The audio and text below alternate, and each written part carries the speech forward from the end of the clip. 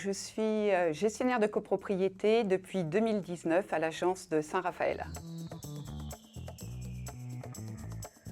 Alors moi je pratique l'aviron depuis 15 ans à peu près. J'ai toujours aimé ce sport et je l'ai découvert après mon opération. J'avais besoin de reprendre du sport et je suis tombée sur un club qui était à même de pouvoir m'accueillir. J'étais en situation de handicap, j'avais du mal à marcher et ils m'ont tout de suite ouvert la porte en me disant mais il n'y a pas de problème, fais un essai, on va t'aider à monter sur l'eau. Donc l'aviron c'est un sport de glisse.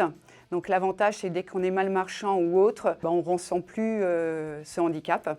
Donc pour moi c'était un vrai plaisir.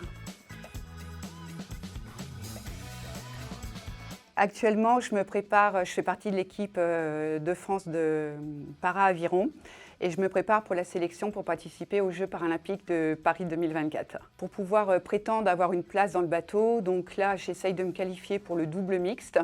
Donc c'est un bateau à 2 places avec un homme et une femme. Et nous avons tout un chemin de sélection avec différentes épreuves. Donc en l'hiver, on a des épreuves indoor avec du rameur en salle. Et dès qu'on va commencer au beau jour, on va avoir des confrontations avec les championnats de France en skiff individuel, donc avec une performance individuelle à réaliser. Et la dernière épreuve, ça sera dans le bateau mixte. Et puis l'athlète qui ira le plus vite pourra prétendre à partir à Paris. Alors, c'est très intense, donc j'ai des journées qui sont très maîtrisées, très organisées. Moi, je dis c'est quasi militaire. On se lève très tôt le matin, je me lève, il est 6h30. On commence par des petites séances de réveil au sol. On enchaîne après par une séance à peu près d'1 heure de ce qu'on appelle cardio lent. Après, souvent, on prend un petit repas, un petit goûter pour recharger les batteries. Vers 11h, on repart pour une musculation en général ou bateau. Ça dépend le temps et le programme. Pareil pour 1 heure, 1h30. Donc, on a fini, il est vers 12h30. On va manger. Des fois, on fait une petite sieste et à peu près vers 15-16 heures, on repart pour le dernier entraînement de la journée qui peut être pareil, bateau, muscu ou aviron en salle. Et puis après, 18-19, la douche, le repas. On se couche, il est bientôt 21h, 21h30. Mais en fait, c'est très réglementé et puis assez timé.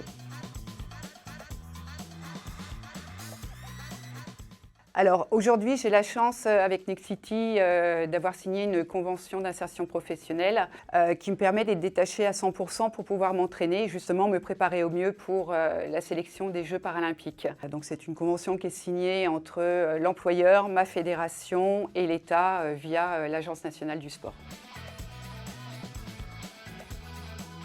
Alors avant, je pratiquais du sport, je dirais, de façon loisir, une fois de temps en temps, gymnastique, danse, enfin voilà, un peu de marche ou de course à pied, mais vraiment de manière soft.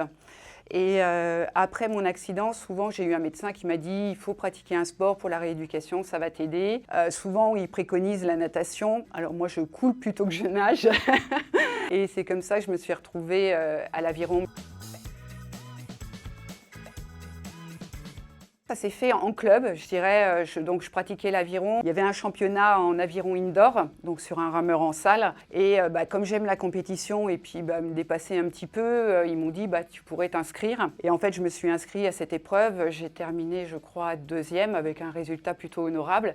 Et du coup, c'est les sélectionneurs de l'équipe de France de l'époque qui m'ont contacté et qui m'ont proposé le projet. C'est comme ça que je me suis retrouvée dans l'aventure du sport de haut niveau et à préparer Rio. Et j'ai participé aux Jeux de Rio en 2016. Nous sommes finalistes en 4 barrés.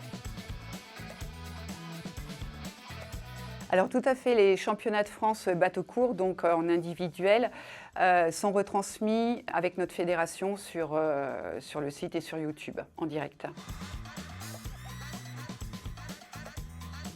Une très bonne préparation et puis réussir ma sélection.